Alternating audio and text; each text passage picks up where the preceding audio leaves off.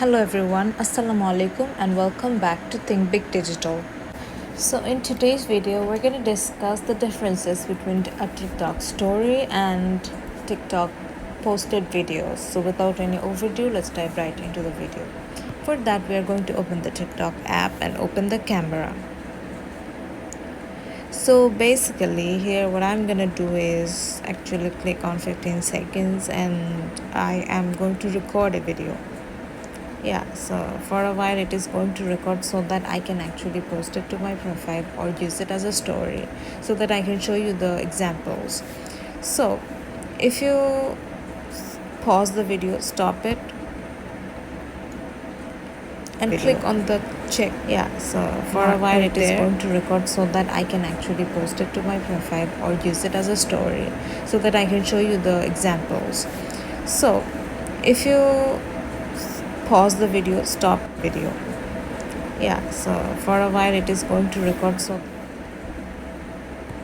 is this Nana?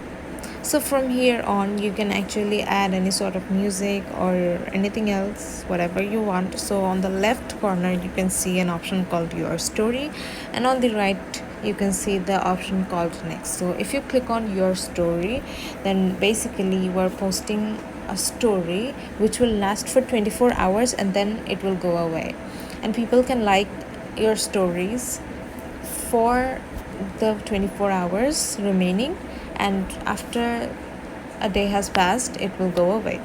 And if you click on next and then if you click on post, that basically means that you're posting a video on your timeline and it will stay there until you actually hide it from your timeline or delete it.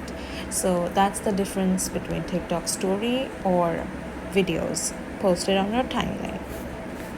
So this is it for today.